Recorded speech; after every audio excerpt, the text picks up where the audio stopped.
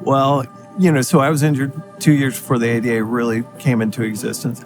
I used to have to enter restaurants through the kitchen. The number of restaurants I show up to and they say, I'm sorry. Basically like I don't serve your kind. So I've been in a chair for 35 years. When I was 19 years old, somebody put me in a full Nelson wrestling hold. It's when they come underneath your arms, push down on the back of your neck.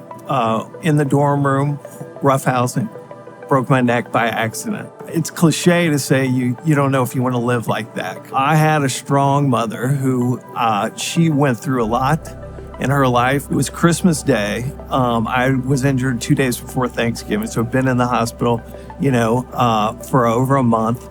And then I was on a ventilator, had a tracheotomy, 19 years old, paralyzed.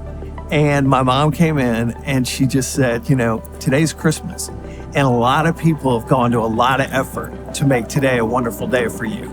For today, you're going to suck it up and you're going to say thank you and you're going to be appreciative for everything everybody's done for you. And that kind of, you can't even feel sorry for yourself on Christmas Day, And so it really taught me a valuable lesson. It was always, you just keep moving forward. This, again, the one life you've been living, you've been given, and what are you going to do with it? I read a book by this guy named Jim Rogers called The Investment Biker. He traveled for 2 years on motorcycles, and I read it with an atlas, and then just decided I wanted to start traveling. I went to Europe.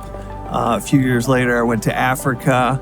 I took a sabbatical one time and traveled to over 20 countries, traveled for 12 and a half months straight. When you're traveling, sometimes you're thinking, is this worth it? It's so difficult. But one of the beauties of traveling for me in a chair is that so many people have to help me, pick me up, help me get in a car, carry my chair, help me upstairs.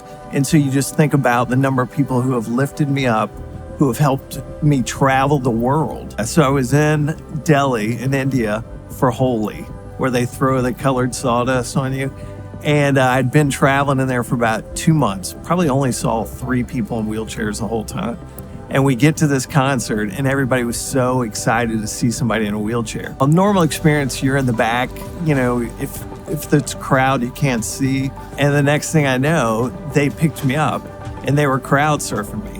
And what was so amazing about it though, is that everybody's watching the concert and then they start to hear people cheering and then they turn around and look at me and cheering. And that visual was unbelievable. I loved it. It's just like you're alive. It's all the traveling, all that it entails to travel with somebody like me. I've met so many people from around the world that's my neighbor. That's my friend that just helped me. That's somebody that's a complete stranger that just took the time to pick up my chair, put me in a car. That's my neighbor, as much as the person that lives next door to me. I want to be a good friend. I want to be a contributor, working to get involved with people with disabilities, working involved with the ADA and hoping to help people with disabilities. I want to make a difference with my life.